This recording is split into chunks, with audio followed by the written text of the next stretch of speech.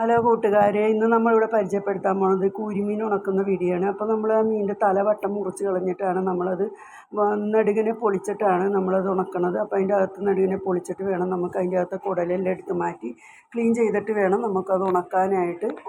അപ്പോൾ നമുക്കൊന്ന് ക്ലീൻ ചെയ്തെടുക്കാം. അത് നന്നായിട്ട് കഴുകിയെടുത്ത് അതെല്ലാം നല്ലോണം ഫ്രഷായി കഴുകി എടുത്തിട്ടുണ്ട്. എന്നിട്ട് നമുക്കൊരു നെറ്റിയോട്ടയിലോട്ട് വെച്ചിട്ട് അതിൻ്റെ വെള്ളം ഒന്ന് ഇത്തിരി നേരം വാലിന് പോകാൻ വേണ്ടി വെക്കണം.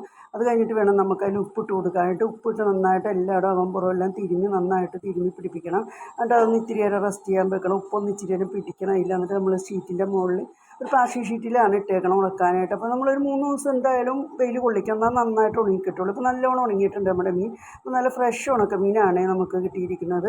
അതുപോലെ തന്നെ നമ്മൾ കുറച്ച് മാന്തളം കൂടി ഉണ്ടായത് നമ്മുടെ കുടയിലാണ് നമ്മൾ നിരത്തി വെച്ചത് ഉണക്കാനായിട്ട്, നിലത്ത് വെച്ചില്ല.